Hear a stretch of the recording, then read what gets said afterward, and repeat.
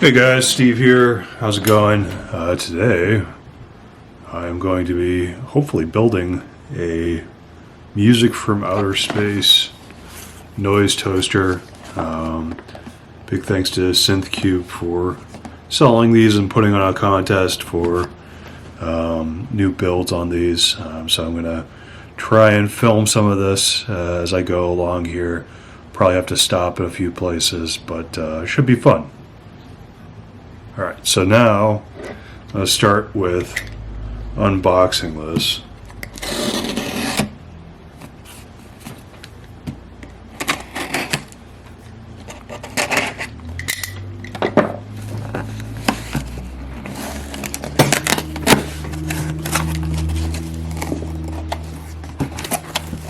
Okay, let's see what we got. There's our box with the parts, got a faceplate, packing label. Okay. So this is the music from outer space front panel for the noise toaster here. And we've got a full kit, so let's crack it open. Let's see what's inside here. Okay. Bill of materials.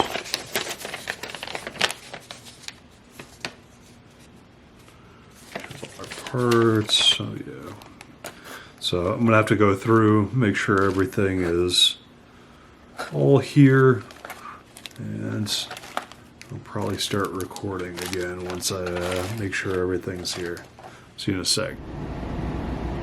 Alright, so we went through and checked through the bill of materials just to make sure everything's there. Everything is. I kind of goofed and didn't realize that the enclosure didn't come with the full kit. You actually have to buy that separately, so I'm gonna have to figure something out for that, but everything else is here. So I'm gonna start by placing some of the resistors, and then I'm gonna solder some of those in. Alright, I also gotta say, one of the nice things about Synthcube is that they bag all this stuff up for you, and so it's a lot easier to keep track of like the resistors, because there's a lot of them in here, and you know, as opposed to trying to read each individual resistor in here, like figure out the bands on each, or like grab it with a multimeter and test it that way. These are nicely kind of all put together in their own individual bags. So all I'm doing here is finding the location of each resistor on the board. I started with R14 here. Now we need to find R24, which is right here. So we'll bend this beforehand. And with resistors, they're not polarized, so it doesn't really matter which way you put them in. So I'm just kind of bending that a little bit, and then kind of bending the underside of the legs. And that one's in. We'll find 25. Let's see, resistor 25.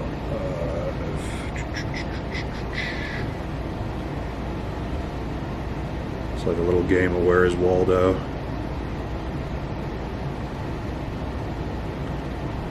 There it is.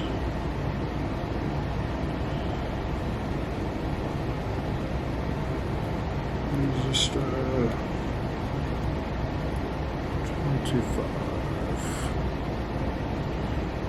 Bend the underside here, let the legs kind of stick out, and that's what we're going to solder. When all these are placed, we're going to flip it over and just start getting some of those soldered in there. And then resistor number 31.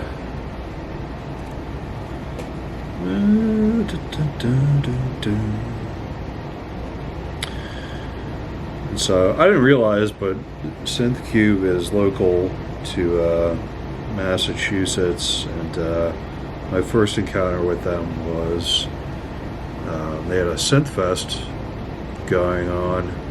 I just got a random like Facebook ad for, and I decided to check it out on a whim because it happened to be on a day that I had off, and it was really cool. Kind of a small gathering, really chill people. Really enjoyed some of the they have like talks and stuff during Synthfest that you can attend. And they're like little mini workshops. They had a really good one about demo scene. One on like MIDI messages. There were a few really good ones. And lots of performances. You can play with synths and stuff. Synths that can't really afford at the moment, but maybe someday. Oh man, I'm having trouble finding this one. Where is R31? Okay, so I got my first set of resistors in, and I've flipped it over. I've got these resistors kind of bent once we've gotten them through the through holes there. And this is a brand new soldering iron that I got from Amazon. I'm just going to start by making sure that I don't burn myself with the thing. And it might still be warming up here. Let's see.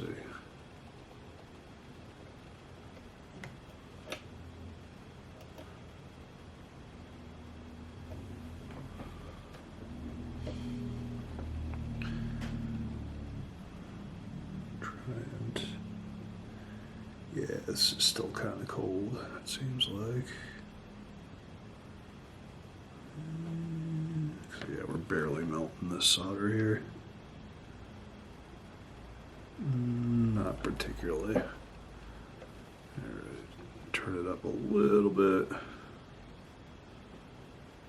Yeah, it seems to be a little bit better there. Cool. Off.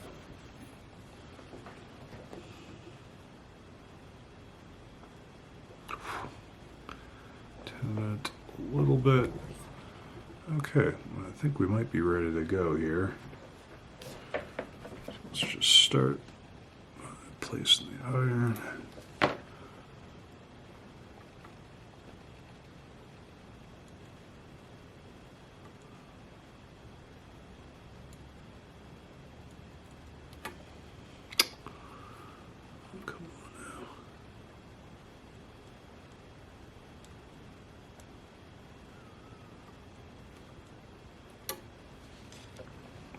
What's going on with this thing?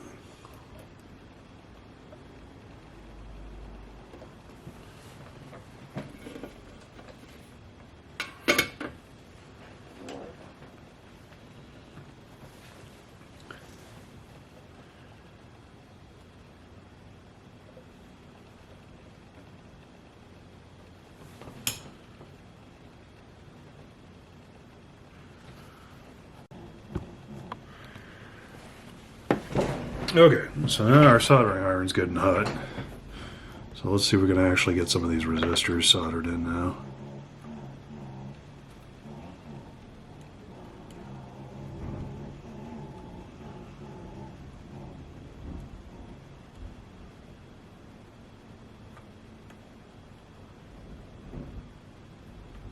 Oh, come on now.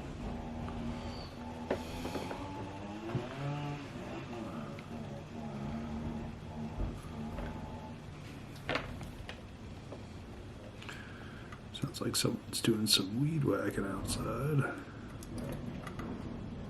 That's okay.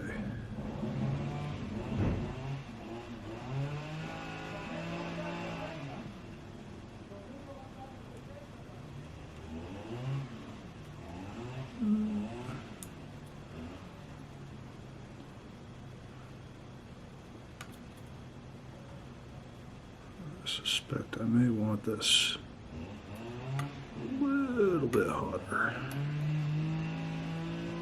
Turn this up just a little bit. tip here.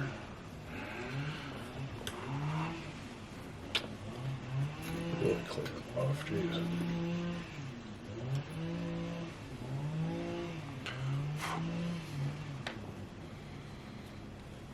Okay, let's keep going.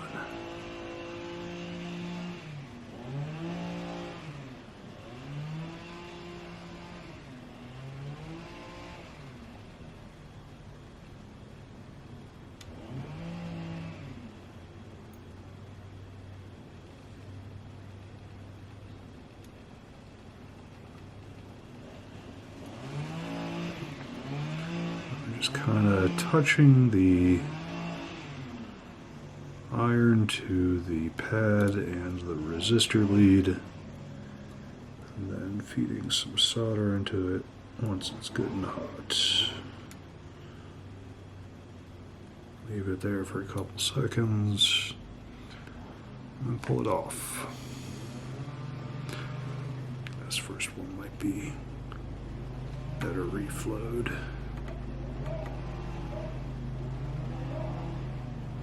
See if we can make that happen.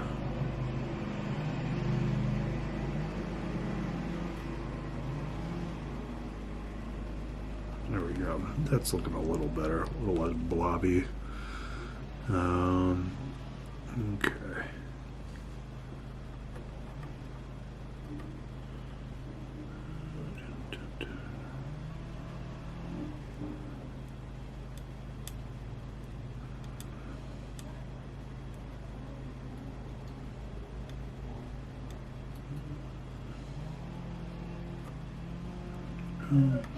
You really don't need too much solder either.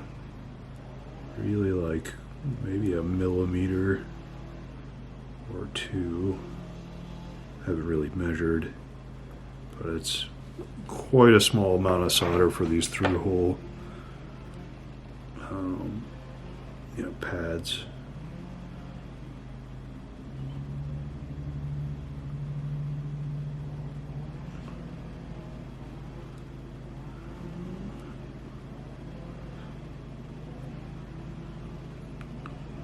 Say there is something rather calming about doing this too. Clean off the tip a little bit.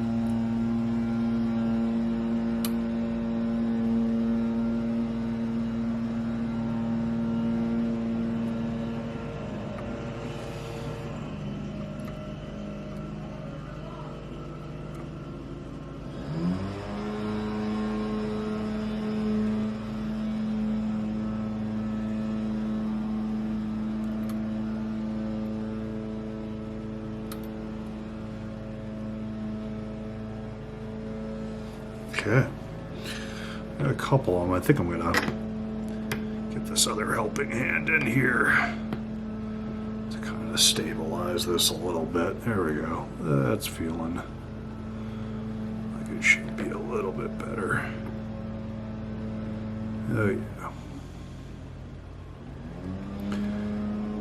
Yeah, these helping hands are pretty cheap on Amazon. It might not be in the frame, but this actually has 4 different arms that you can kind of hold stuff down with, and they're kind of flexible too, which I like. They got kind of gooseneck kind of things on them, kind of.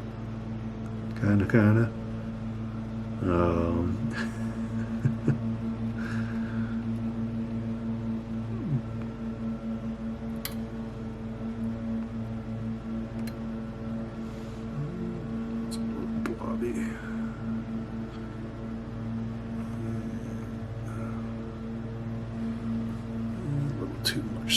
on that one, probably. Clean my tip as I go here.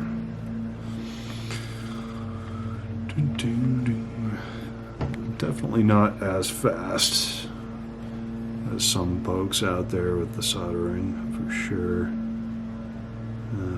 This is really my second build. Oh, actually, that's not entirely true. This would be my third build. Second synth build. The first build I did was the StewMac Ghost Drive, which was a lot of fun. Pedal sounds really good. It's got a really nice set of instructions, very beginner friendly on that one. And then at Synthfest, Synthcube had their PG-13, the low pass gate, a modular synth module, I guess, that they had a kit and a workshop for, which was a lot of fun. I unfortunately don't have a modular synth to work with on that, but I may someday. We'll see. Not quite gotten into the modular thing yet, but it seems rather cool. I will not lie. Okay, so I'll probably bend some of these leads out of the way here.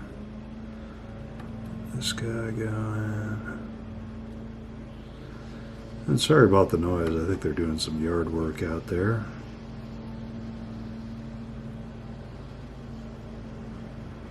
Which is alright, I guess. Keep the weeds at bay.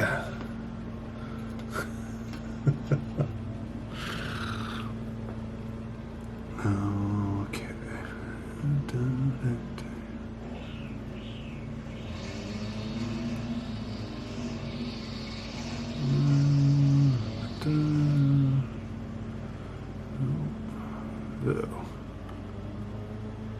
Come on.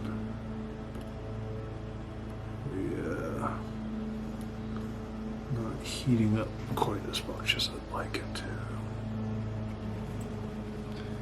I'm just not putting enough surface area from the iron on there.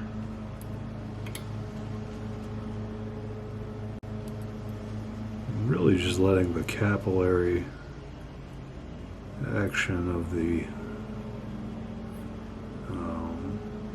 the solder and the lead in the pad do most of the work. You kind of don't have to worry about it going all over the place as long as you don't do too much at once, although I've definitely put some solder in like an empty hole by accident, like a little too much on my tip, and it just kind of got in there, and then that's where a solder sucker can come in real handy. I have not had a lot of luck with the copper braid on through hole stuff. That might just be me. Maybe there's a certain brand that works better. I think I bought it's like $2 copper braid off of Amazon or something like that. It was not particularly expensive. I figured that copper with flux on it is kind of copper with flux on it, but I could be wrong on that.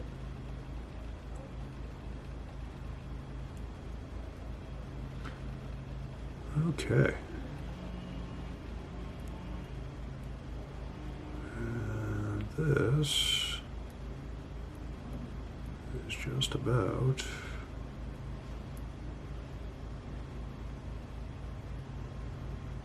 our first set of resistors.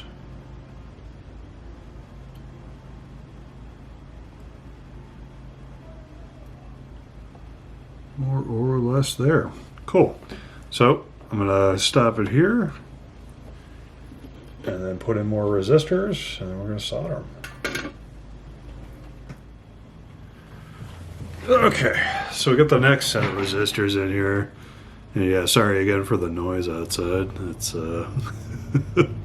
sounds like a swarm of bees, but it is just some yard work happening.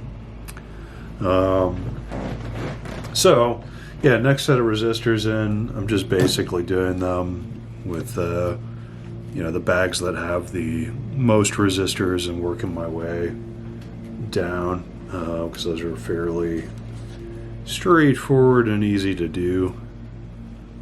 It doesn't require a whole bunch of thought. Actually, where's my solder here? Okay. I don't need another piece of solder. We'll use this one. And this is looking relatively clean, but why not? Don't know why I tapped it. Just did, you know. Just, you know, for good luck. Or something. I don't know. Anyway. So there we go. Soldering more resistors.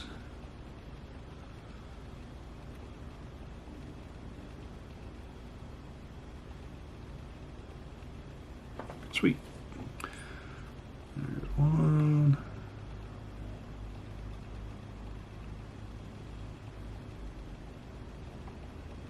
Oh, come on now. Now I've got some solder there. Let's actually get on the lead.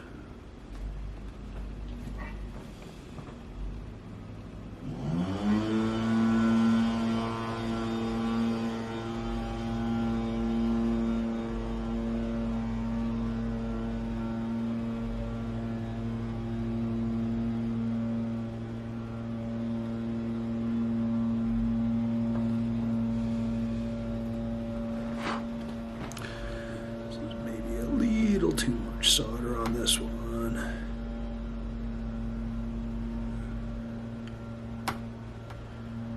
Yeah, ideally, you want these to kind of come out sort of conical, look sort of Hershey Kiss-like. You don't want that though. You don't want it all blobby and kind of gnarly.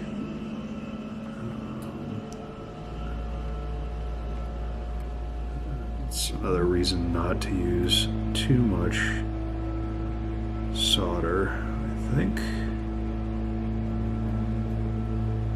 Again, there's probably people, actually, not probably, there are definitely people out there more experienced at soldering, but I actually really enjoy this, so I'm going to try and get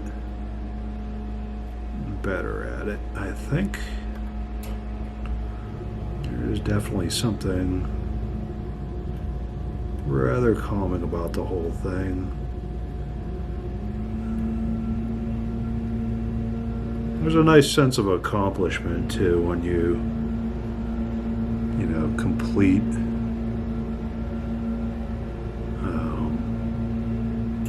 complete a project that actually works. You know, it's something that you yourself made. I mean, you know, I didn't develop the circuit for this thing or anything like that, obviously, but you know, there's a little bit of love that goes into making it. For sure.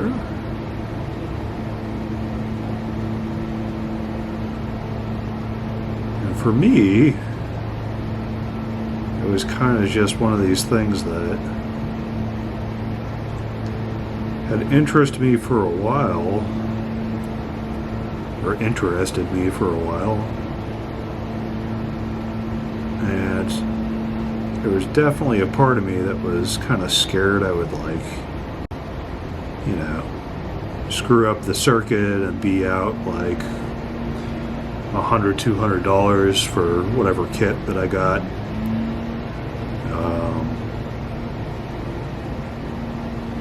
But the good news is, even when you do make a mistake, it's usually salvageable, it seems like. A couple close calls with the Ghost Drive pedal. The IC, the integrated circuits that are in that pedal, which are just chips, right? They've got these kind of like socket adapters that you have to plug them into, and those adapters get soldered to the board.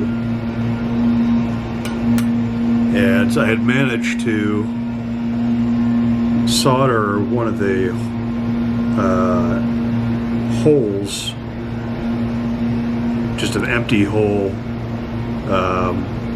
that was going to be one of the holes that one of the pins for the adapter that it needed to go through. And you know, I got the solder sucker and I thought I got most of it out, but getting the pin in there, or one of the pins, managed to bend one of the pins pretty good, which pushed the you know, the socket part inside the adapter, like where the integrated circuit plugs into the adapter, and it was a pretty close call. I had to be really cautious getting the actual IC chip like in there. But at the end of the day, it did end up working, so I was pretty grateful for that, but it was kind of a close call.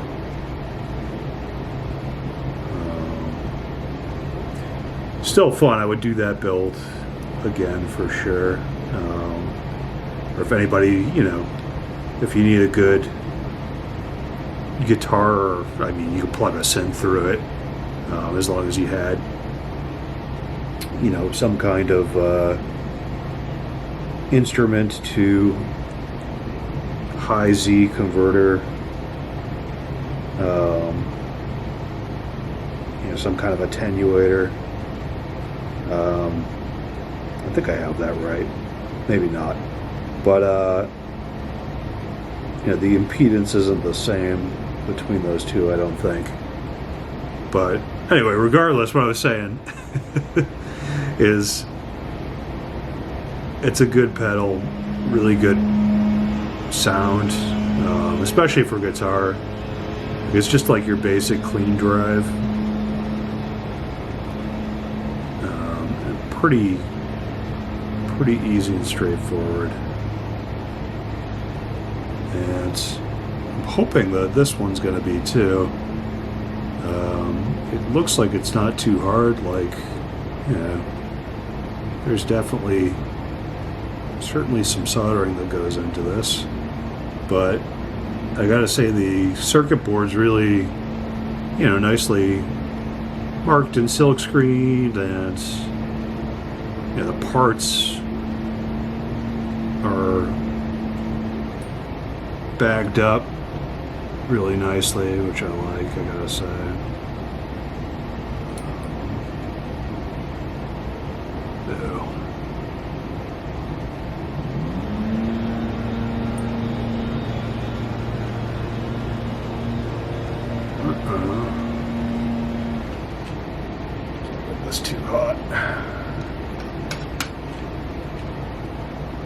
Some slightly funky feeling stuff here.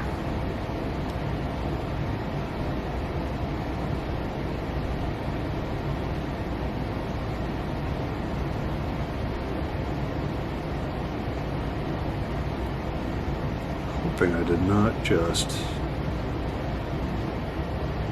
manage to take the pad off the circuit board on this. I don't think I did. It shouldn't be that insanely hot. From what I understand, you gotta get this pretty freaking hot to actually take a pad off of the printed circuit board. Oh no. Oh boy. Almost soldered. An empty hole on the circuit board. Just kind of slipped with the tip. There's a little bit of solder on there. Would have been not ideal. Come on. Oh my god. This one is being difficult.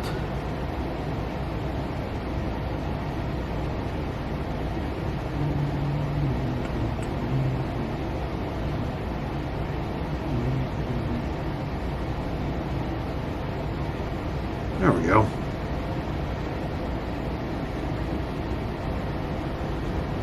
Yeah, one of the tips I got at the Synthcube workshop is to get as much surface area from the soldering iron onto the pad and the lead, coming through the hole. Which, that definitely makes sense. Like, the more surface area that you've got on something that's hot, it's going to heat it up quicker. Okay, and I think that is our next set of resistors.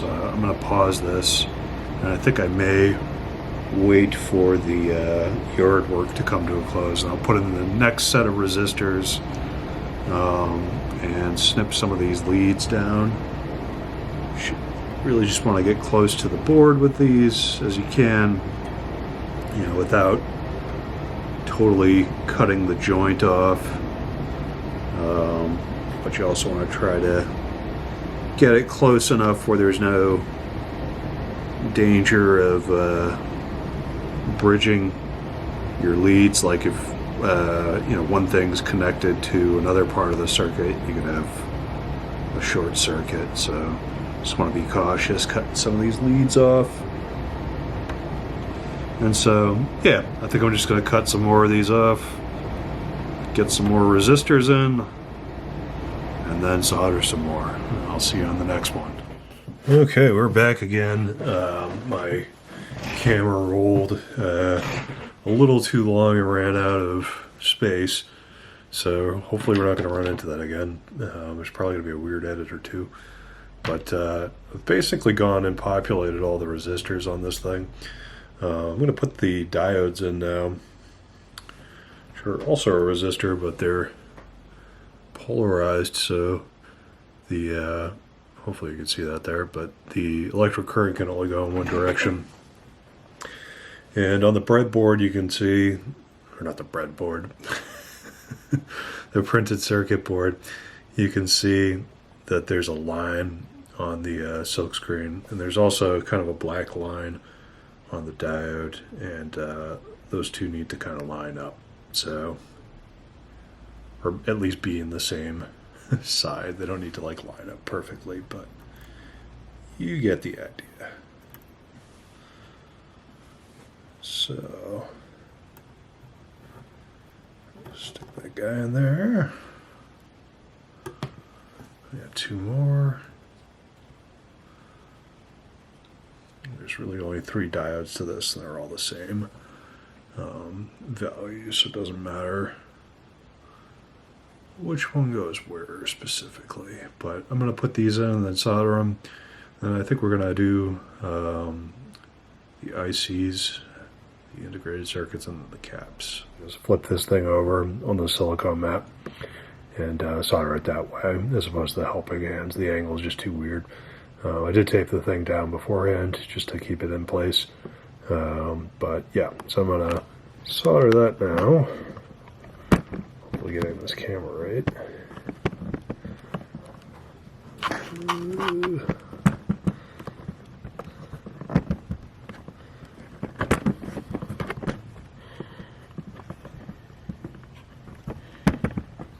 Okay. Now let's get this guy in here.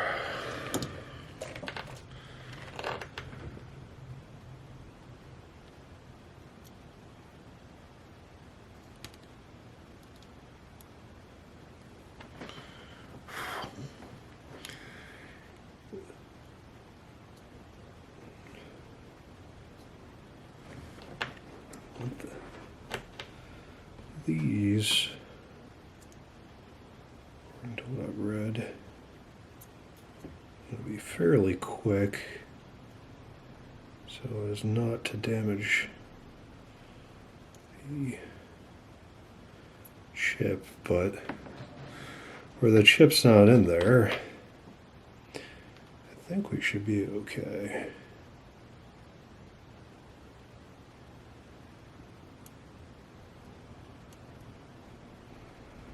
You want to be really cautious I don't bridge these connections either, so I'm just using a really small amount of solder here, at least trying to.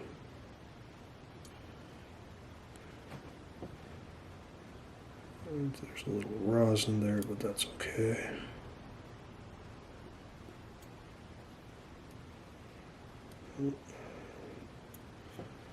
A bit more. Try not to breathe in the rosin. Lose a few brain cells. Really can't afford to lose any more.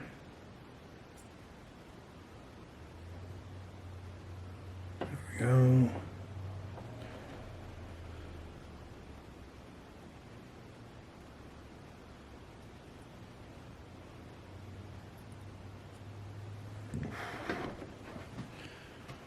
I suppose I should just do this all one side first. I don't know if it's better to alternate back and forth for keeping the heat more even, or just one side and then the other.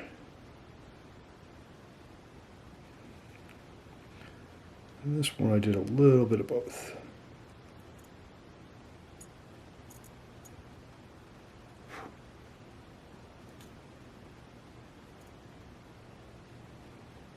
Okay, that's our first socket for our op amp.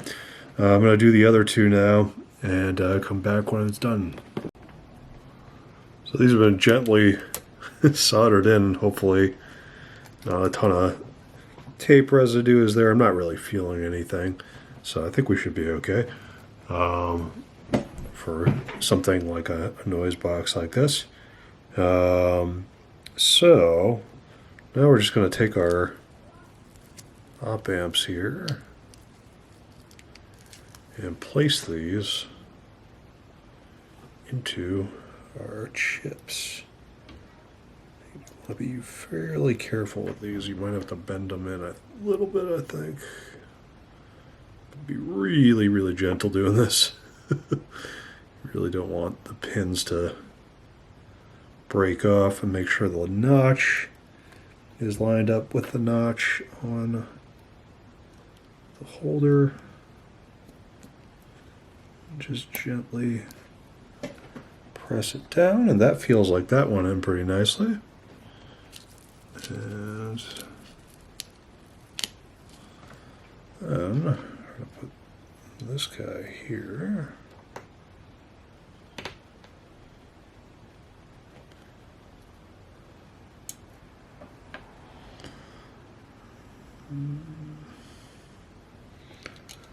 Do the same idea, very gently. Pushing these pins in just a little bit.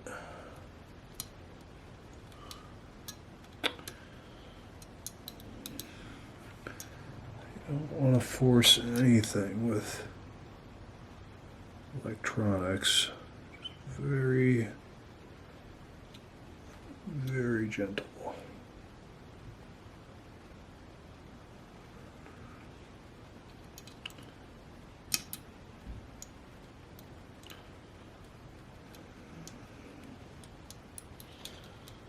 This one has been just a little bit more difficult.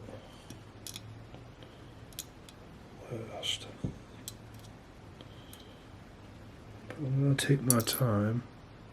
Ooh, that scared me.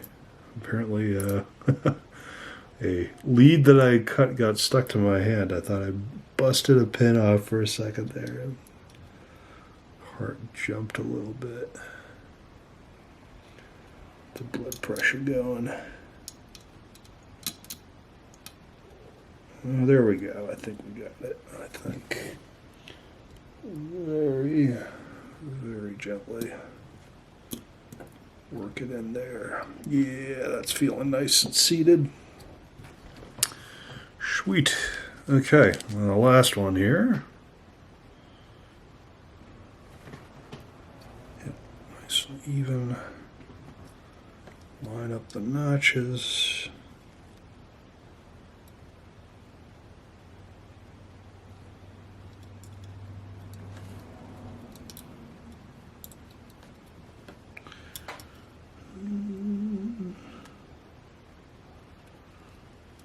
Come on.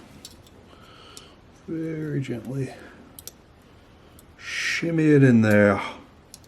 Give it a little shimmy.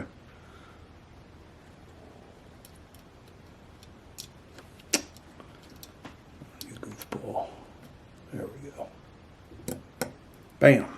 Sweet. And that, I think, is our up amps. There we go. Cool. So on to the next thing, I think. Okay, so now I'm going to put in the capacitors, and so there's a couple different kinds of capacitors. There's these guys, which I don't know if you can see that. That just look kind of, little bobble head or whatever. Nothing too really remarkable about them. These ones aren't polarized, so they can go in any direction. But there's also these guys, which are marked with, you can't really see it here, if I pull one out of the package.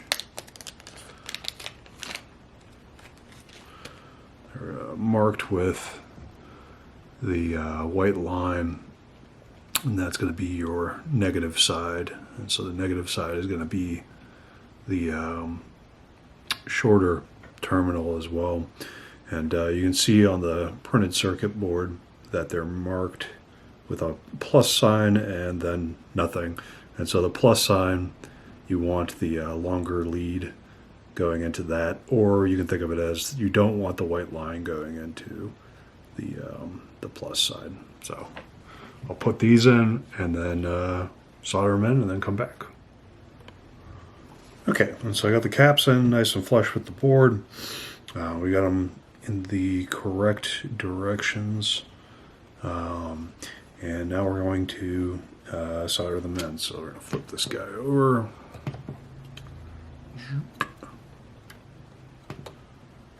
Clamp it down. Grab our soldering iron. Make sure it's good and clean.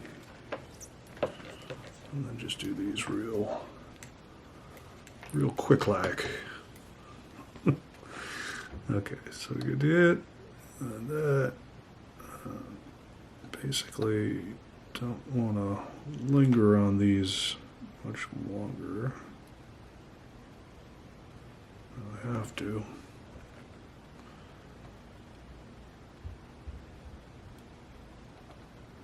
Come on.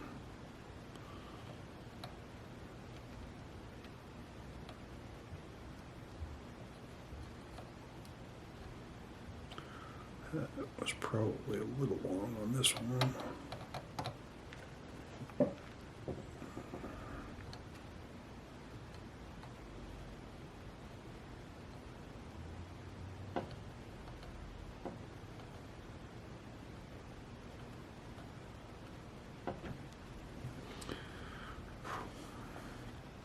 Yeah, maybe a little too much solder on this guy. Reflow that a little bit. Not the worst. I think we'll be okay. Okay, we'll snip the leads off and move on to the next set of capacitors.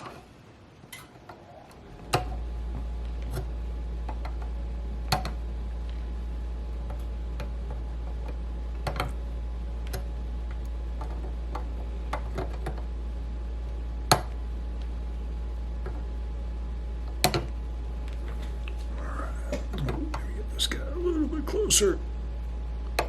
Try not to get lead flying into my eye. Okay, there we go. Okay, so we got our resistors, or not resistors, capacitors in there, some more of them, as you can see. And I'm just going to flip this over, solder it real quick.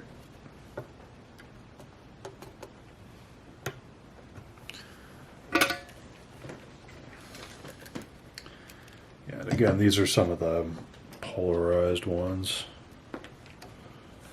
So I made sure to check and make sure that they were correctly oriented on the board so that nothing explodes. Oh boy. Be careful not to bridge the connection there, buddy.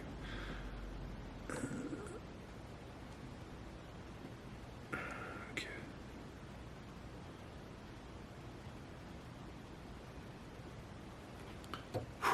A little bit smoother hand would be helpful here.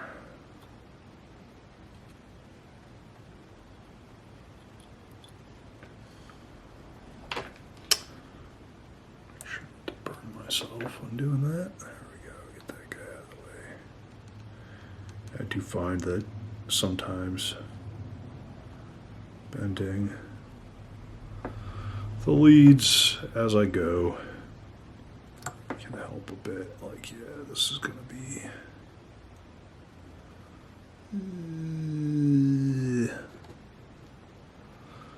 that might be a little bit close for comfort on that one. Hold on a sec. Save this guy.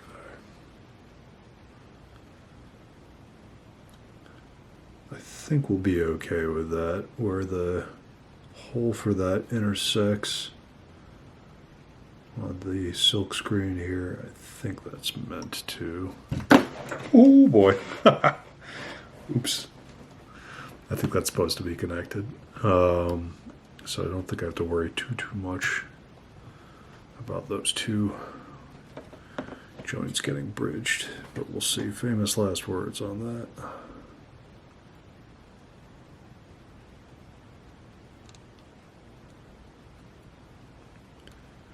Generally speaking, it's best to be avoided though, for sure.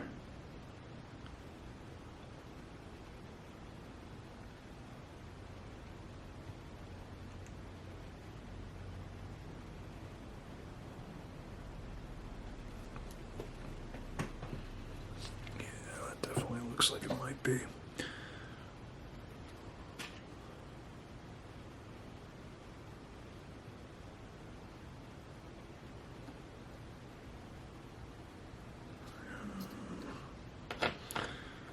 From this side.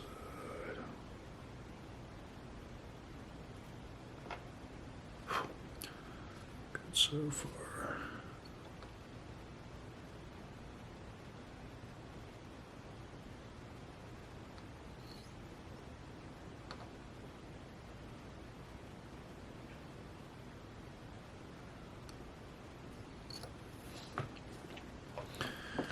I think that's that set of capacitors. All right, so populated the rest of the board with the capacitors. I'm going to flip these over and solder those in. I did have an extra capacitor C17, which I'm going to guess that goes on the front panel, because I don't see it here on the circuit board. But yeah, I'll flip these over and solder these guys real quick.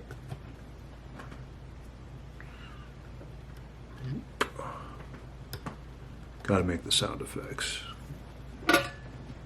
Actually makes the soldering go better. This is a very clean workspace, by the way. Totally not a fire hazard.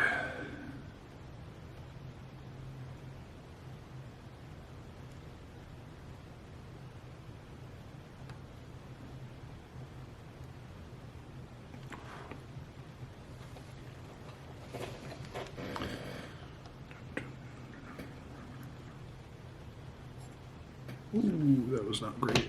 Let's try that again.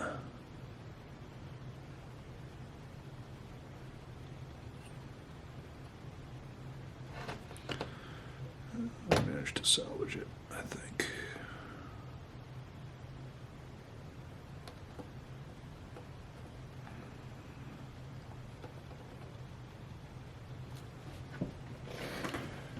Hold up. Two things. Number one, this does not need to be on the spool. Number two, we can break some things. That'll be fun. Actually, a little bit of kink in this. There we go. Try not to burn myself. Beautiful. Okay. Didn't even third degree burn myself. Awesome.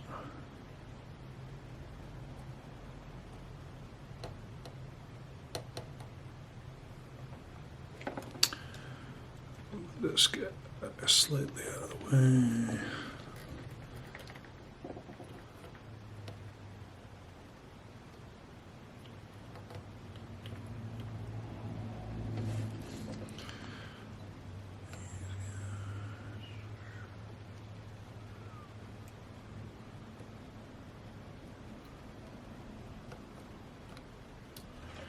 Yeah, this particular synth has a buttload of capacitors, which is definitely interesting. Not entirely certain why that is, but I think I'm going to try and figure it out.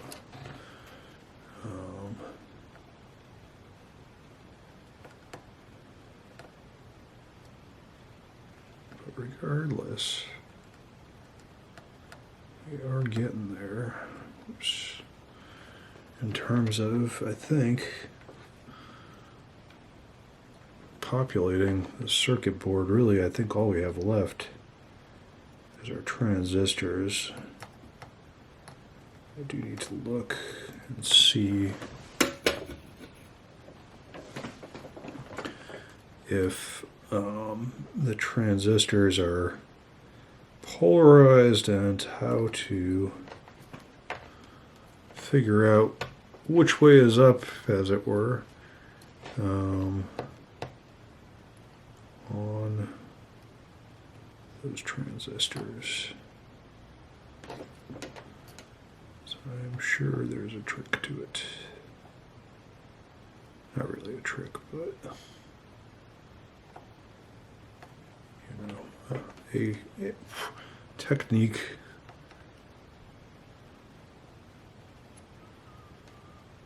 Okay. Going great guns.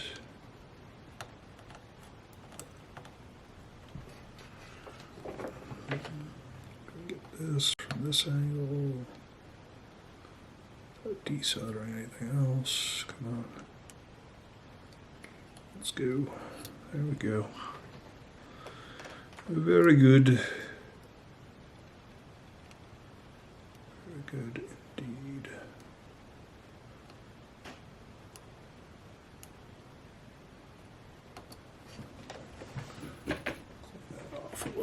Once it starts kind of balling on there, it seems like a good idea.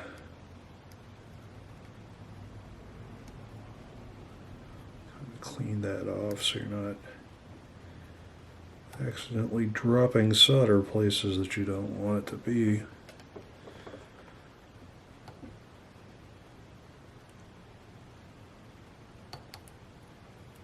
There we go. Nice. I gotta say, having the wall plugged soldering iron, as nice as the battery powered one is, for like if I had to, you know, do something portable with it, being able to kind of just keep going with the soldering and not having to turn it off and on is quite nice.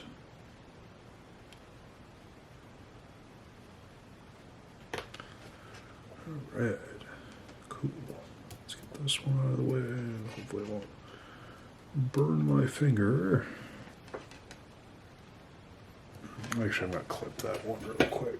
Hold up.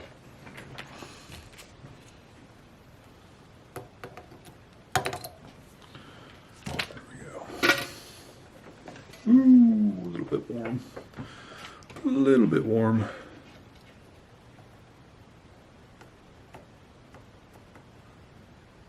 Come on, let's go.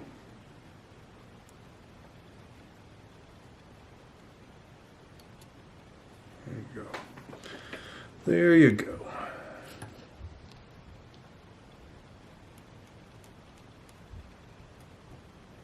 There we go. Oh, that's two. Did I miss any other ones? Okay, it's just these last two.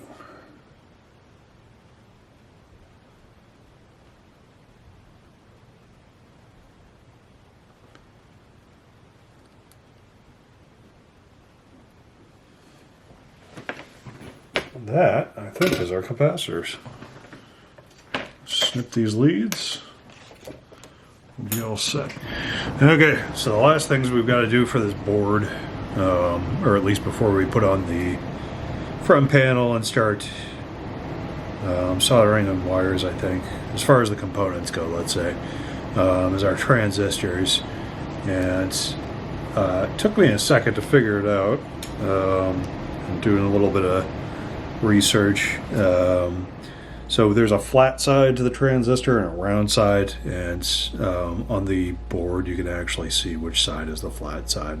Should have been pretty obvious, but I want to double check before I start just, you know, sticking stuff in there. So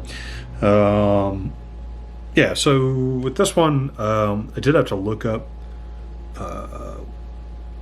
you know, these particular transistors. The label got a little bit goofed up, but that's okay. Honestly, it was pretty easy to process of elimination. That it was Q2 through Q6, and that's why they tell you to look through the bill of materials, I think, too, just to make sure you got everything there.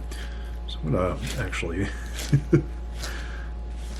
brush aside some of these fallen leads here,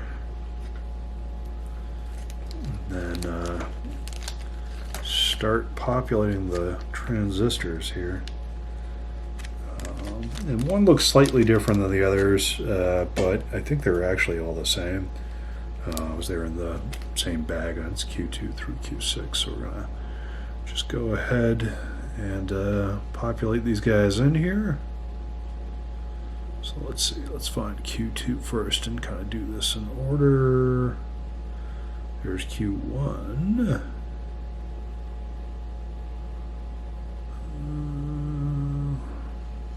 There's Q2. Okay, so flat side with the flat side. Looks like I might have to bend the legs slightly. Yeah, okay, so we're gonna bend the outer legs slightly out. Just to kind of, maybe a little too far. Just to kind of get that in there. Flat side with the flat side. Get it pretty much as far down as it'll go without snapping the thing. So I don't want to push it too hard there. I think that's going to be as far as I'm going to leave that, honestly. I think that'll be okay. We'll just kind of bend the outside legs. So Q2, let's see, and then we need 3 through 6 now. So here's 3 and 4 over here. We'll do the same thing. Bend the legs out slightly.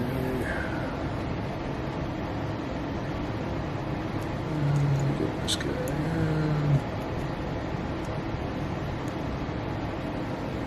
Tell that these are going to be real fun to solder with the holes as close to each other as they are, trying not to, you know, bridge that.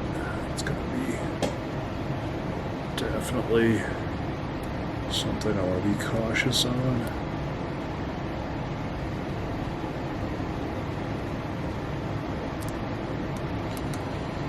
Oh, come on now. My goodness. Giving me a hard time here. There we go. Get in there. Sweet. Then 5 and 6. There's 8.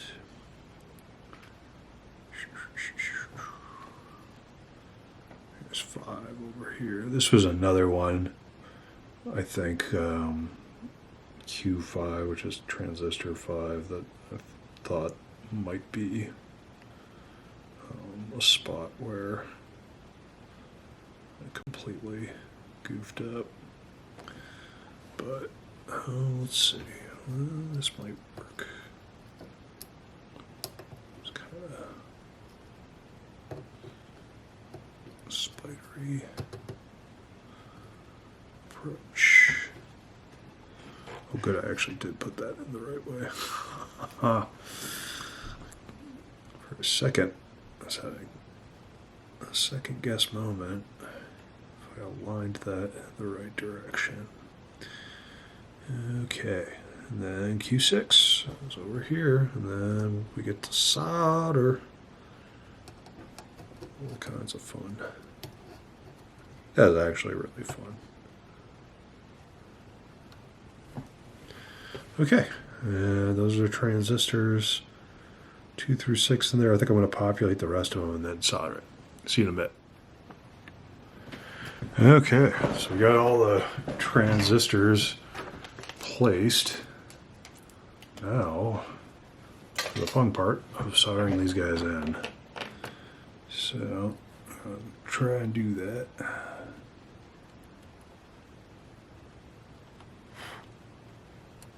Not bridging these. These are fairly close, the holes on this. So I'll be really trying to be as cautious as possible not to, bridge any of these connections.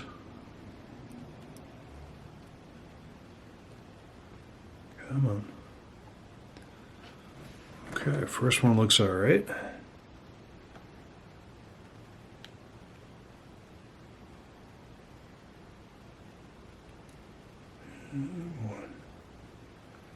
we go. I'm trying not to linger on these too long. Everything I've read is that, like the transistors, capacitors,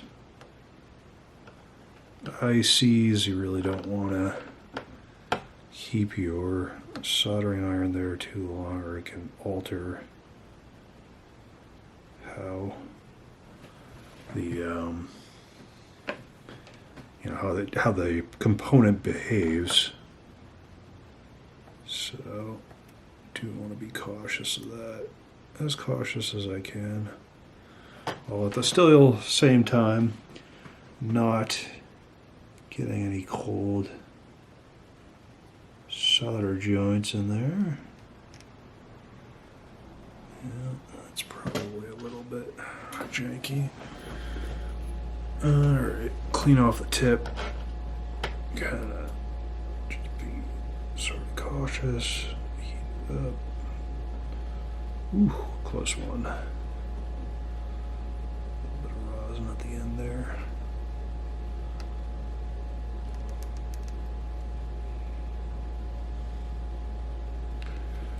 Solder flowing, and then not flowing. I think we did okay.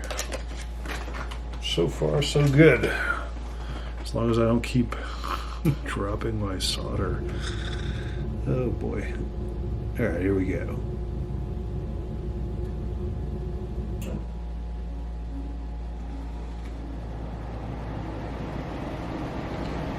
Sorry for the fan. It is getting somewhat cold in New England.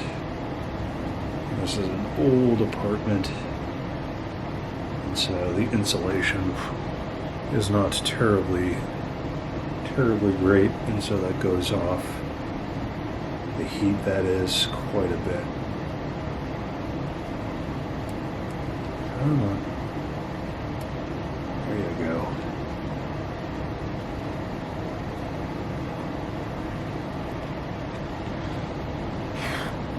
Trying to breathe that in.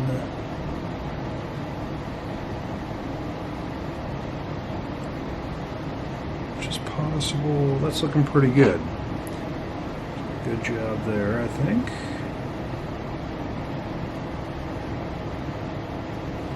Somebody on YouTube. No. Terrible.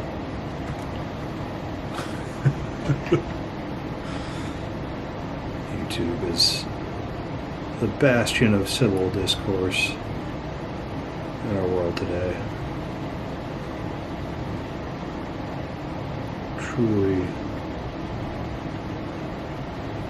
the kindest, best looking people that smell wonderful all find themselves on YouTube.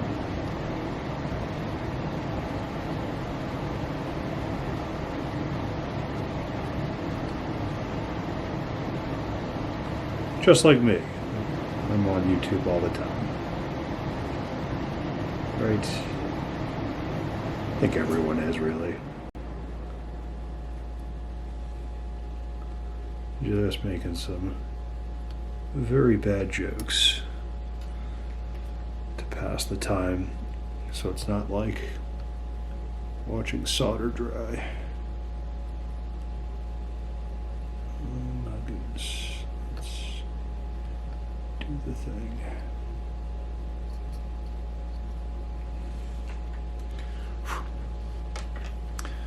Really trying to make use of that capillary action of the metal to the solder so that I'm not overdoing it on the solder itself.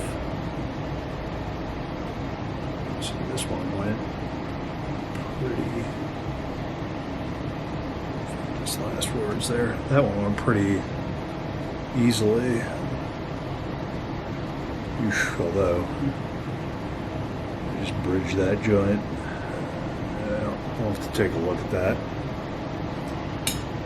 If it's meant to be okay, I think.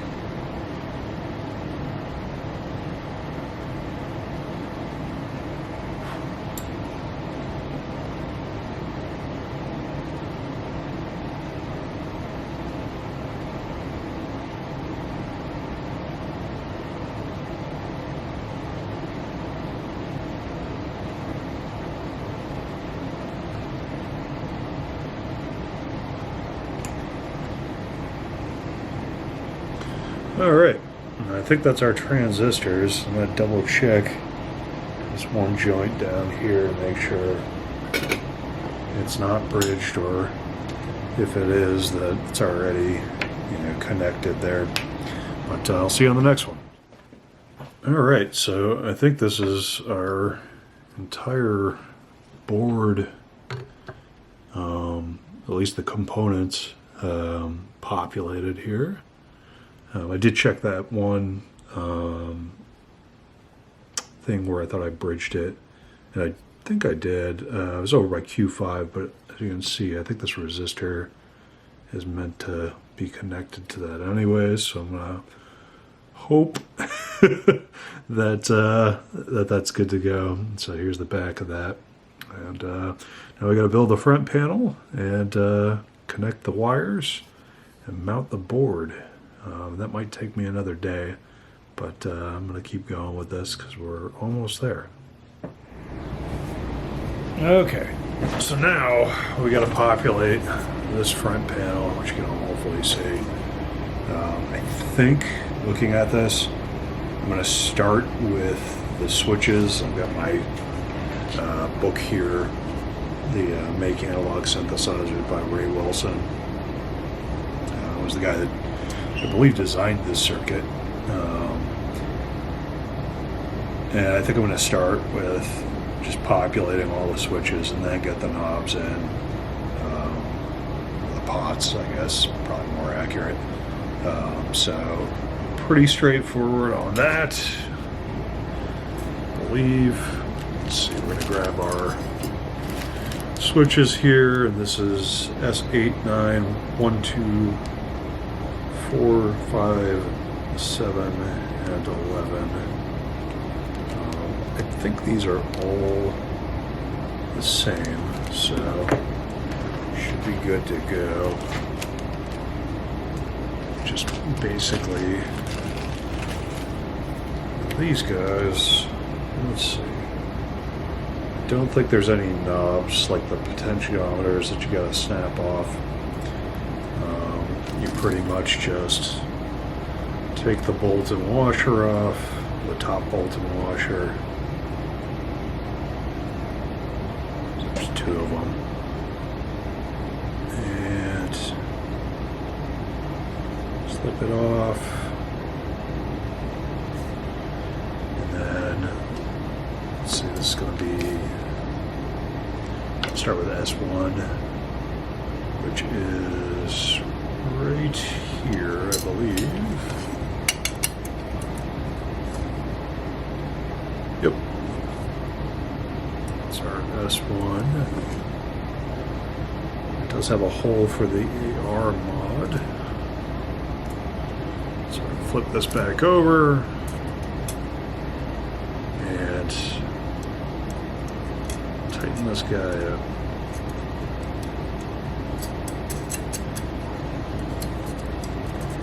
Easy peas.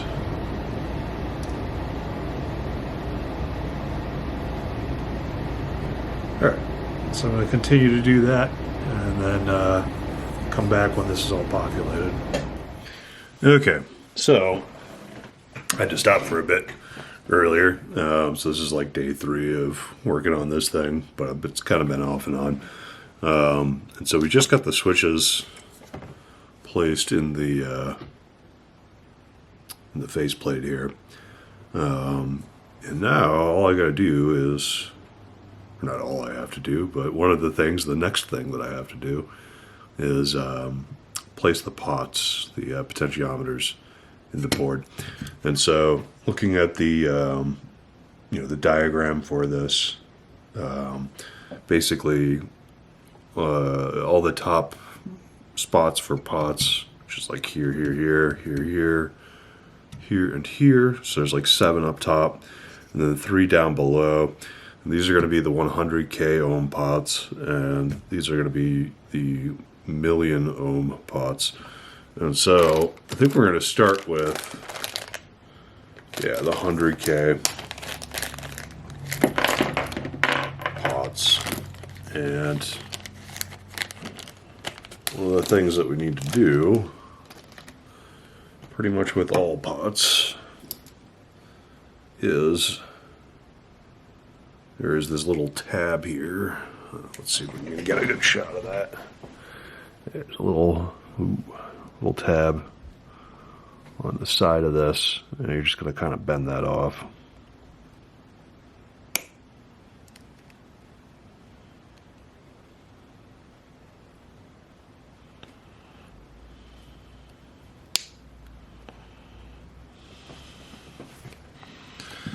And once you do that for all of them, you should be able to unscrew the nut on top. And let's see. Oh, there's only one washer on these guys, so yeah, I believe that's going to go on top of the faceplate. Kind of keep it from being scratched. So yeah, I've got this here. I'll get that on. That goes right over. Tighten it up. It's pretty good. Let's straighten it out a little bit. Sweet. And now I just have to do that 6 more times for the rest of the 100Ks, and then the same thing for the 1 million ohm pots. And I think I'm going to do that, stop the video here, and then we will come back and I think try and figure out the last couple of components. The LED looks like it might be interesting, so that's going to be fun.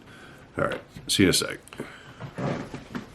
Okay, so we figured out this LED here. For one, the LED itself is kind of drilled in such a way that you can kind of just pop it in there.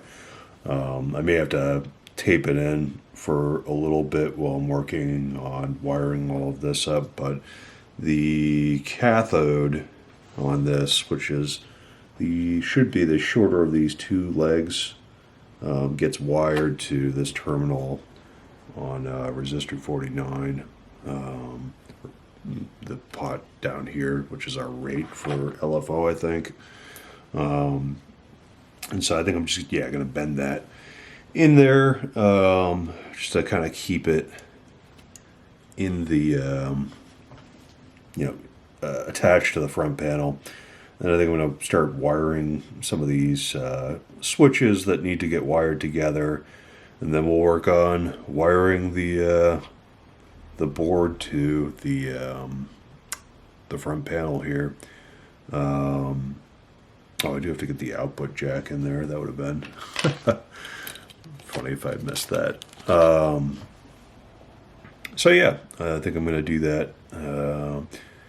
Mount the output jack and bend this in, and then start wiring up some of these pots. Should be fun. Okay, now another moment of truth. It's not quite the moment of truth. We haven't turned the quite gotten to the point where we can turn the thing on yet, but so now I got to connect some of the wires on the panel, and there's a nice diagram. It's online, but it's also in the Make Analog Synthesizers book. And so we're going to start by just cutting some wires. We're going to connect this ground to this pot here, and I think I'm just going to go left to right, top to bottom on all these, just so we don't get too mixed up. So we've got one color of wire here, so we don't want to lose track of where each wire is going, because that would be bad. Then our circuit wouldn't work, I don't think, or at least it might work, but in really unexpected ways. So, or it might, burst into flames, whichever. So yeah, I'm going to start doing that. Basically, the first one's ground to this pot here, so it's not going to need that much. I'm going to leave a little bit of wire for stripping. So I think we're going to cut like something like that. This is probably even too big, but we've got a bit of wire here, so I think we'll be okay. So I've got my wire strippers here. Let's see which one's going to be good without removing. Oof. Yeah, I've seen different kind of wire strippers online, and I think there's like one that pretty much automatically kind of strips the wire. Oh yeah, we're gonna need to be really cautious with this pretty small working space I've got here. And so I've stripped the wire at the end there. That's probably even a little too much. I may cut some of that back, but we'll see. You really don't need too much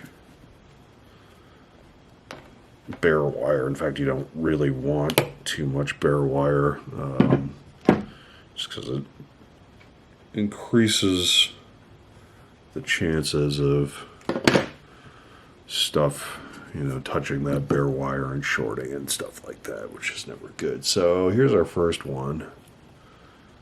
Oh, wait a minute. Literally not thinking. We also want to tin these wires before we start tossing them in there. So yeah, I am actually going to clip some of this.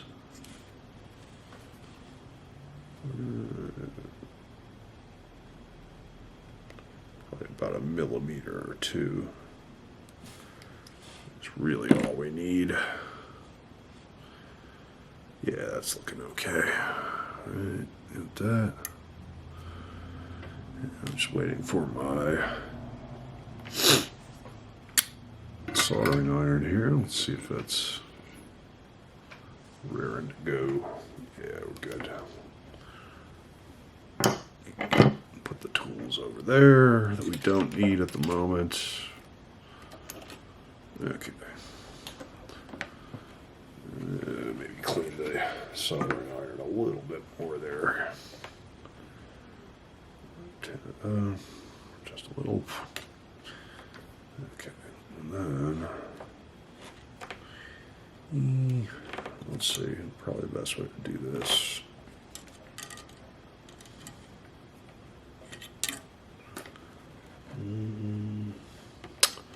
What is the best way to do this? That's where my inexperience is kind of showing here. I'll just do this, the helping hands, kind of give it a U shape.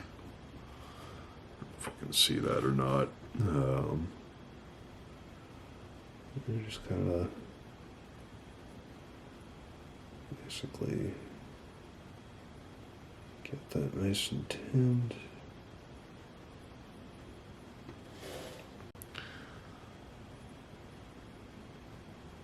A little bit of solder goes a long way on this.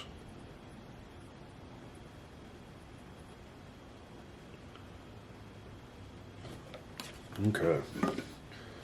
There's our first wire.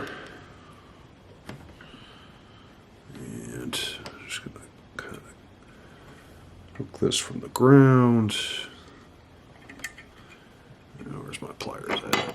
There we go.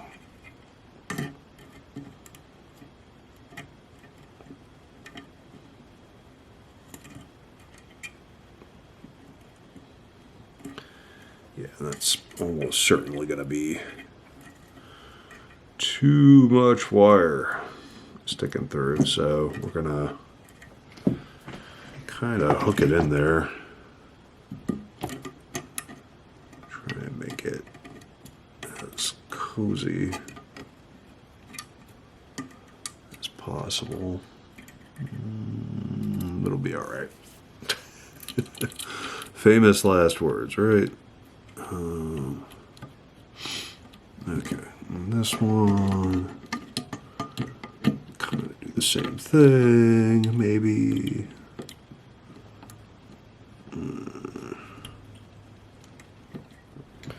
Okay, so my camera's battery died. I got a couple of the wires in, pretty much the first row, stripped and soldered. So I'm going to continue with the next row now, and just being very careful not to miss anything as I go along here.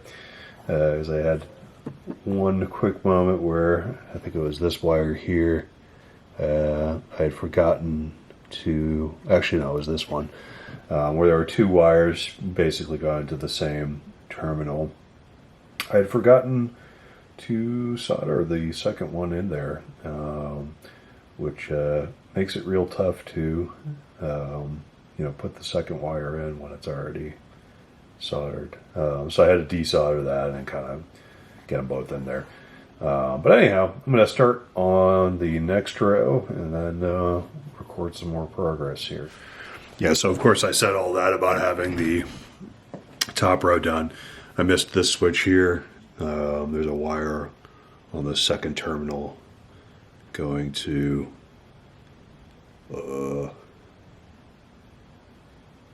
this switch. Yep, I'm just being very careful here to trace that. So this one's going to the top terminal, and that one's going to the second terminal on this switch. But I don't want to quite solder this side yet, because this has the same wire, or excuse me, the same terminal here is going to connect to the printed circuit board. And so I'm going to wait to solder this end, but I'll at least kind of get it set up. I'll solder this end because there's nothing else going to this one, and then kind of just bend the stripped and tinned wire around this terminal, and then when I go to solder it on the printed circuit board, I think that will be what I do there, just so I'm not messing with desoldering and resoldering the wire over and over again. Let's see, so let's measure this kind of, just to get kind of an idea. I'll give it a little bit of slack. That's not the right one. Top terminal. Top terminal here to middle terminal here. Okay, don't forget. It's easy to get a little bit cross-eyed. You're looking at the same kind of, the same parts. They're all, terminals on switches or potentiometers. There's not much that's really, differentiating them besides where they are on the faceplate, right? And so I at least get a little bit confused sometimes as to where each part needs to be, and so I just go kind of slow. Oh, it would help if I turn on my soldering iron here. But while that's heating up, we can kind of go in here, and I'll tin this wire beforehand. But yeah, basically, really don't want to get stabbed by that. Thank you. So I'll have to tin this one, and then tin it here, and it's going like that. And we've got plenty of room on the wire there, so that's good. Let's see, let's heat it up.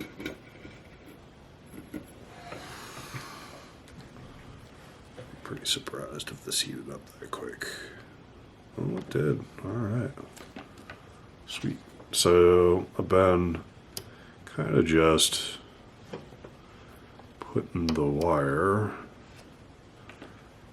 in the helping hands in kind of a U shape. And just kind of tinning the wire a little bit. Goodness. Goodness. Get that good. It's on there.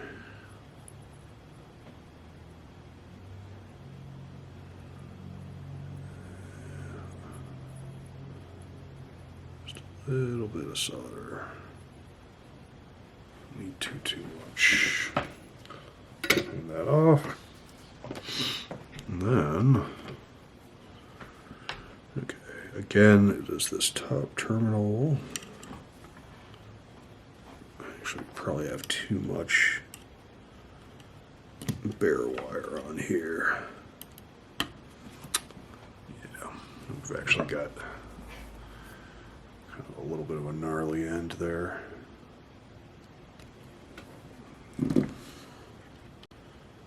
Yeah, that's a little better. Okay, cool. So that one is going to the middle here. And this is the only one on this terminal. So I'm going to bend this guy up. And by this guy, I mean the wire, the end of the wire that's coming through that terminal. And then I'm going to grab my soldering iron. Solder them in. I'll probably get a better angle here. Yeah. That's good.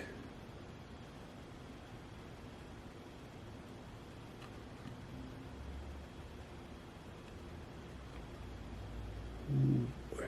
Come on.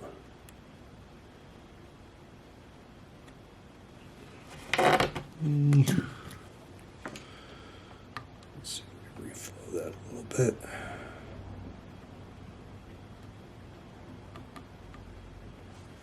Yeah, it was kind of getting a little globule there, and so I am going to actually trim both of these. I can see there's a little bit of that wire sticking out there too.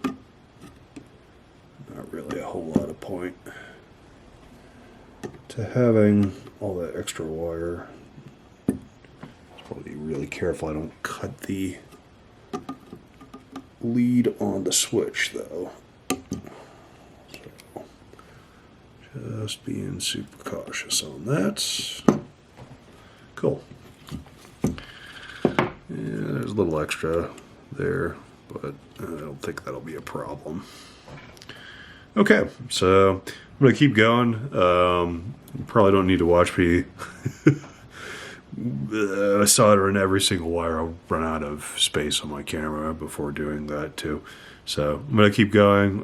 Probably come back after I solder the rest of the pots and switches, and then before going to the battery or the PCB, we can do that. Maybe some of the diodes that go on the back of this too. But yeah, anything interesting I'll try and record. Alright, quick progress update here. We've got a lot of the wires on the board kind of soldered. Probably could have done these a little bit shorter, but I kind of erred on the side of having them a little longer as opposed to having to cut the wires again. So we're going to put the diodes in on some of these potentiometers and just looking at making sure we get the black lines that are on the diodes going in the same direction as on the diagram. And I'm just going to slip this guy through here.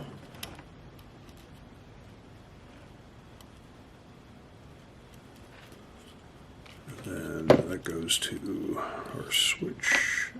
Why don't we do it the other way around? Kind of just bend that in there.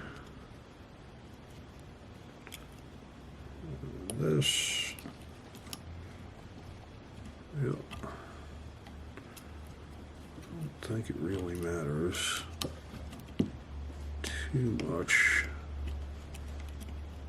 how much one side of the diode we've got in there versus the other, but just in case I got to cut the thing or resolder it or something, we'll do it that way, I guess. Okay, so there's our first diode, and here's our second one, and then we'll solder those two. Yeah. fine. It's in the right direction. There we go.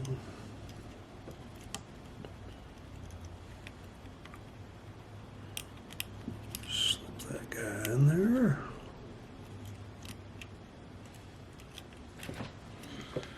Okay. Yeah. I think that's good. So just grab this, solder these in real quick.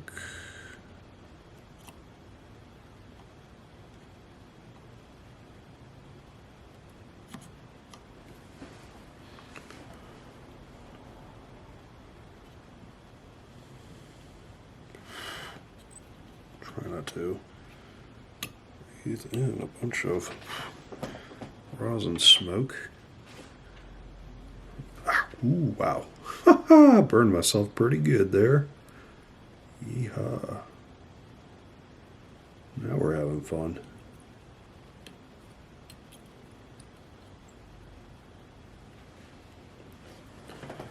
Actually, I don't think we really need to fill the entire hole on that one. Cool.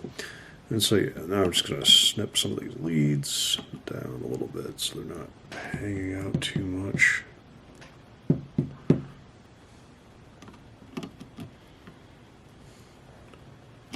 Ooh, yeah, be careful not to cut the other diode.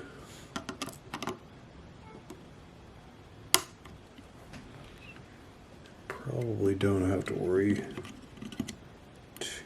too much about having it be like the perfect trimmed lead. If we get some space on that, yeah, there we go. That's a little better. I can live with that.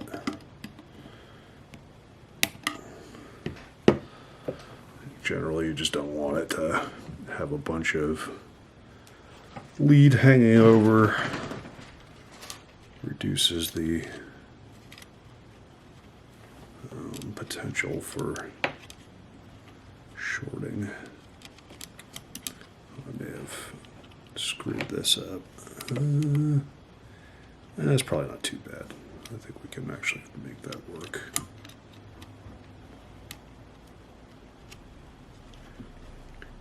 I could always trim this wire. It's just a little long, but that's okay. I don't think it's actually hurting anything. So yeah, we've got our 9-volt in, and we've got just about most of the interwire connections, and then we'll start soldering stuff to the printed circuit board. Fun. Actually, I am having fun with this. Cool. So I'm going to stop here and go to the next. Okay, so I've got basically everything within the panel itself wired up. One or two of these need to be soldered that I left unsoldered, just so that I could get the, not have to reflow the solder to get the, that wire to the PCB. It's like a shared connection. So anyhow, now I'm going to try and mount the mounting pegs here, I guess you'd call them. Not sure what the exact correct technical term for that is, but I probably don't even need a screwdriver here. Literally just kind of putting the screw through the front side and then tightening it down finger tight on the other side. Yeah, it's actually not doing too bad. Where did I put the other screw? Oh no.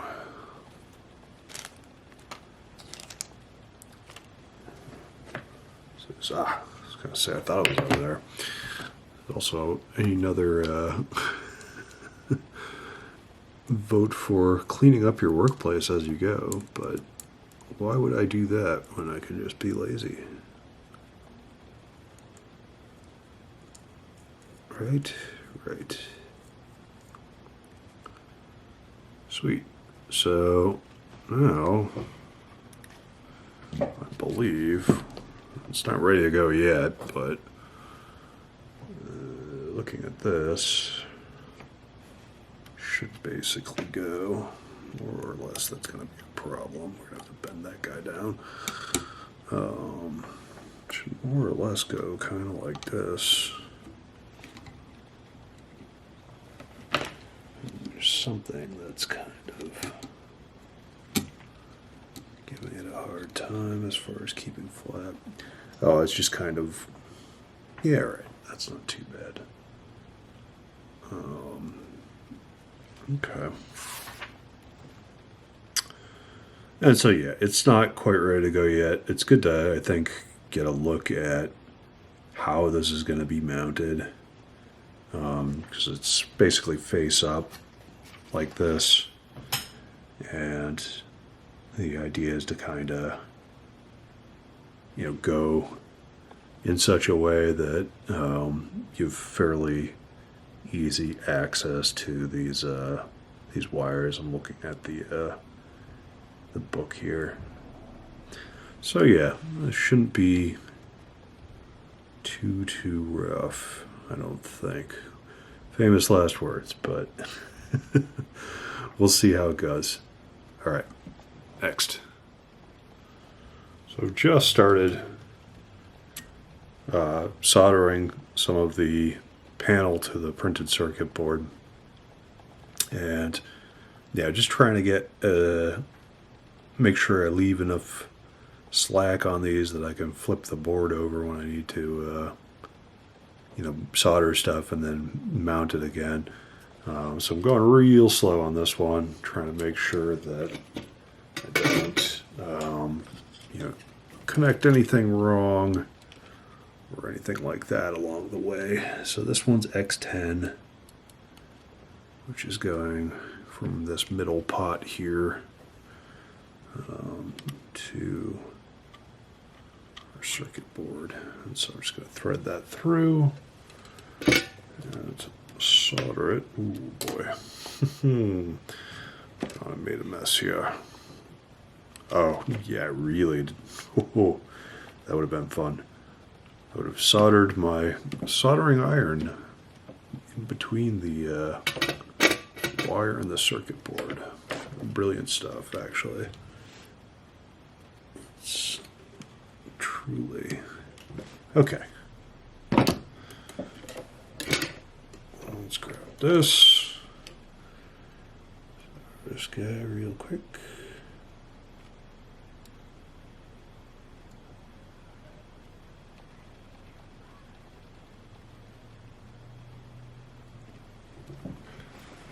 There you go. A little bit more. Yeah, it looks okay. All right, sweet. What to see about? I see what's going on. All right, screwdriver cases. Making life difficult. Okay, so that's our second one. Only a bunch more to go. So I'm going to do some more of that, and then once I fully solder all these on, get to the moment of truth where I test the thing out. Okay. Alright, so we're going great guns here. Got about 5 of the wires from the board to the front panel, and making use of the helping hands here, which is helping. And so I'm going to do these last couple switches over here, which seem like they're going to be a little bit more involved. Okay, so we're on day 4 of this. Just getting a little bit of this done before I go off to work. We'll see if I can actually finish before work, but if not, I'm getting fairly close, hopefully. Famous last words again. We'll see if I have to troubleshoot super hard on this. I've been trying to go decently slow. It's taken me a couple days. but it's been a lot of fun. So we're at the point where, yeah, we're hooking up the PCB to the front panel here, and the Make Analog Synth book by Ray Wilson recommends this service loop idea, which is basically all the components go underneath the PCB so that you can basically flip it up like this if you have to troubleshoot anything or service anything, which I think is a good idea, or at least I shouldn't argue because I'm still relatively new to this, but on the face of it, it seems like a pretty good idea to me, being able to access the components without having to like desolder any of this stuff on the left here. So yeah, I'm just right now kind of I think going in, I'm going to do the top row basically 27, 24, 5, 2, 1, and then BP and BN on the top row on X6 too, where's X6? Okay, that's up top there. So yeah, I'm going to do those and then keep going and hopefully get some more of this done before I have to run off to work here. Alright, well, so I've reached kind of a stopping point here. I have run out of connection wire. Here is my last piece that I actually don't think I can get all the way around, but I've still got multiple connections left, unfortunately. That's my fault. I definitely used some very long pieces that did not need to be quite as long on the intra-panel connections, but the 22 gauge wire, easy enough to get online, and so I should have some of that headed my way in about a day. But for now, stop for the day. I've got about 1, 2, 3, 4, 5, 6, 7, 8, 9. Yeah, 9 connections left, and then this thing is hopefully ready to go if I didn't screw anything up. So I'm looking forward to that. This thing is coming along, and I am super excited to take this and then put it through some samples, or put it through some pedals, maybe sample that, mess with it a bit. I think I'm going to have some real fun with this, judging by the demos that I've seen of the Noise Toaster online. So it's a cool kind of noise box thing, and so I definitely dig it. I think that it's going to be a lot of fun when it's done. So I'll sign off for now, and we'll see you on the next one. Okay, so I'm back to try and finish this up. I got some more jumper wire here, or hookup wire, whatever you want to call it. And so I've got about 8 more of these to go, and I'm going to have to figure out what I'm doing with the enclosure, because I definitely don't have the tools that I thought I did for making a wooden box, since I tried to do that earlier, and that was a bit of a failure. But we're gonna figure something out, I think. But anyhow, so I'm gonna solder these last few, and we'll see how it works. All right, we're getting down to the final bit. Last thing I have to do is put the speaker on, and this has it marked as the positive terminal on this side and the negative terminal on this side. And so there's no wires already like pre-attached to this, so I'm gonna have to put some on. And I've got my handy red wire here for positive, black wire here for negative, and I'm gonna put those on, and then we're gonna turn it on and see if it works. So bear with me, and I will be right back. All right, so we've got the thing basically built, I think. So I'm going to grab a 9-volt here and try and figure out some sort of makeshift case in the meantime. But yeah, ostensibly and hopefully this is completely wired up. So I'm going to grab a 9-volt and we're going to test it out. Okay, moment of truth time. Let's see if this thing works. We're going to plug in our 9-volt. The power switch is off. Got this actually kind of set up on the box that came in here because I got to figure out what the hell I'm going to do for an enclosure, because my workspace is very limited right now for doing woodwork. So we're going to plug this in and pray for the best.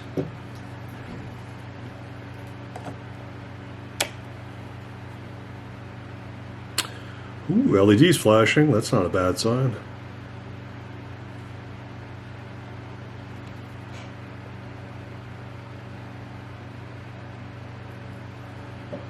Okay.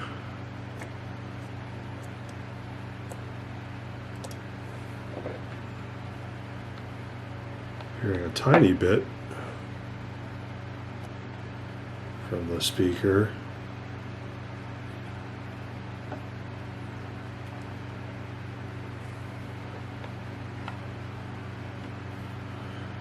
It's definitely there. It's just not particularly... Okay. So we do have sound. White noise is working. There we go. Cool.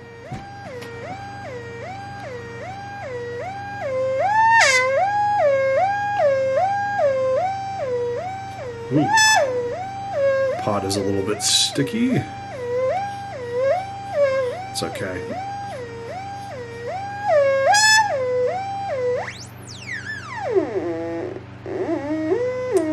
Yeah.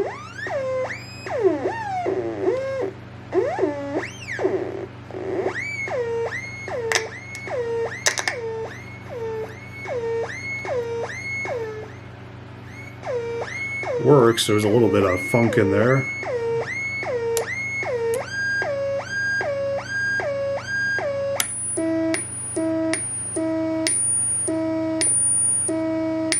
That's working.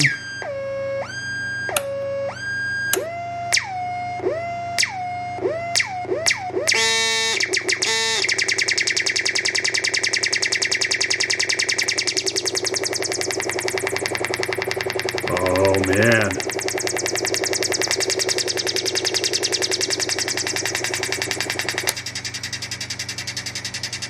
Ooh.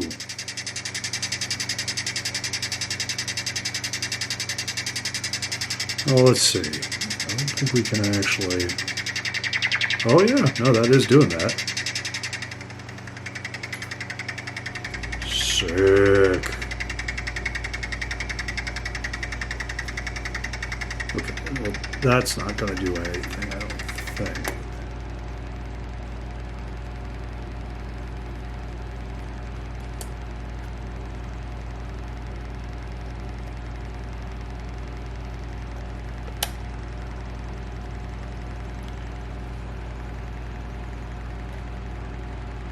So this is working. It's a little bit quiet. I don't know if that's just me screwing something up here. Oh, I see. I probably have just the attack up too high,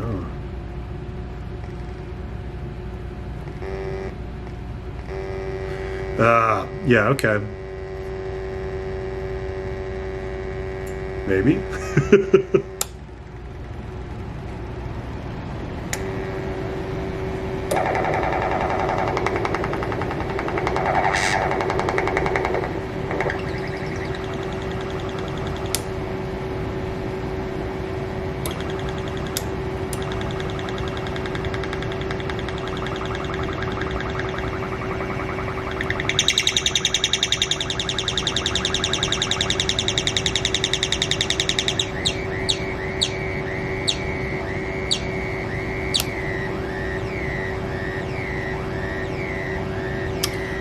That's interesting.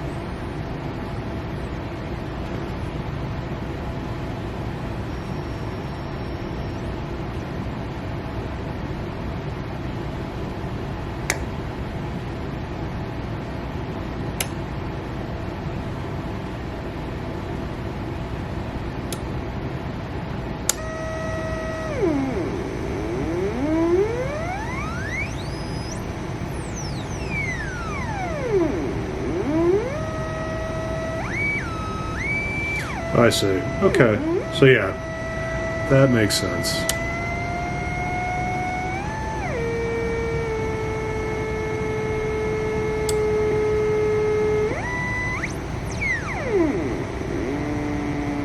I'm not sure what the sync switch does on this. Is it syncing the LFO and AR mod depth together? That's the real question.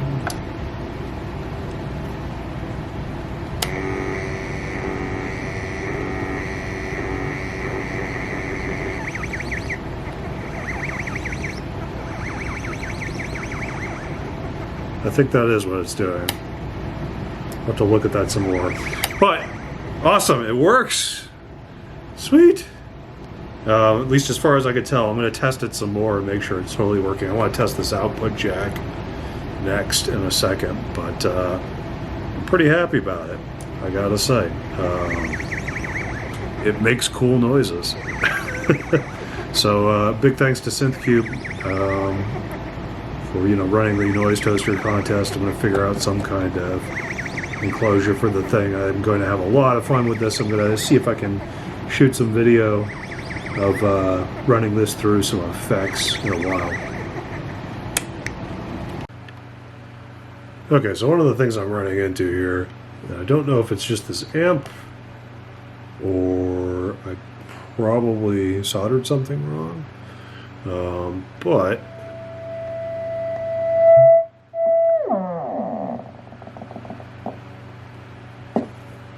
there's the click of the LFO kicking on and off. It's definitely tied to the LFO.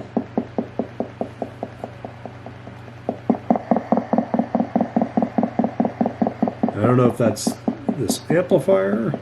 It does seem to be picking up some noise, or if it's just the fact that it's not enclosed well enough, or what. But I'm going to inspect that a little bit, I think.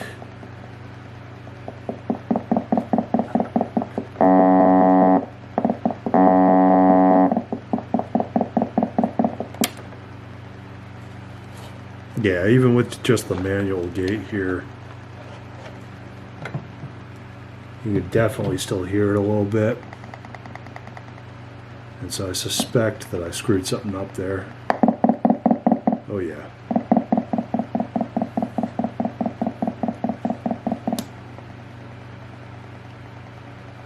Yeah, even with the low pass input changed.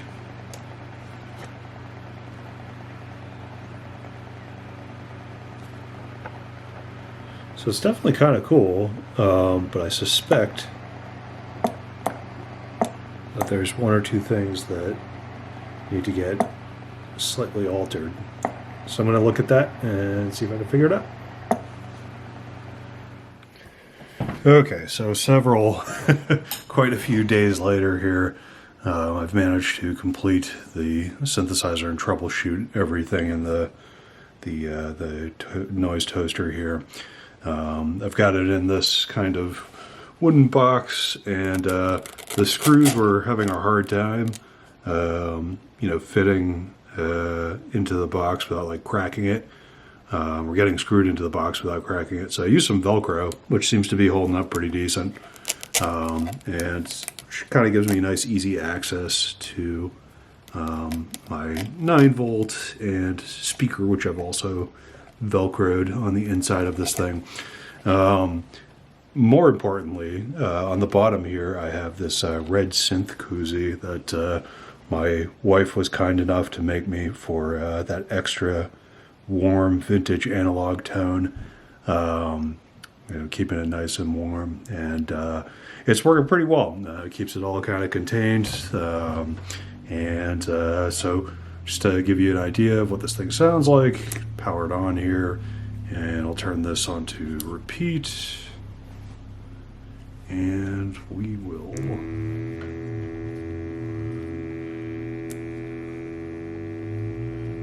start hearing what this sounds like.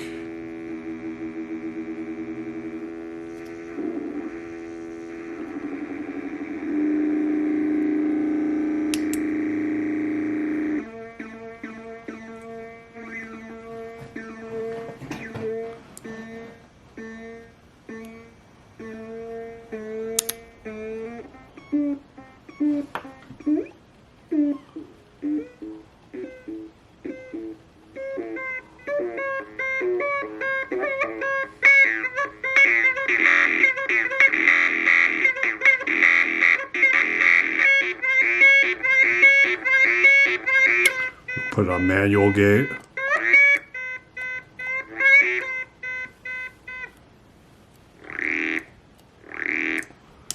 And so all seems to be working quite well. White noise, frequency, everything seems to be working now. I had some loose wires on this, particularly I found the soldering the more thick terminals of the potentiometers and the switches on this was a little bit challenging with the hookup wire. I don't know if that's just my inexperience showing, or if that's like a common thing. Some of the things I was reading online, I think I'll try in the future, is getting some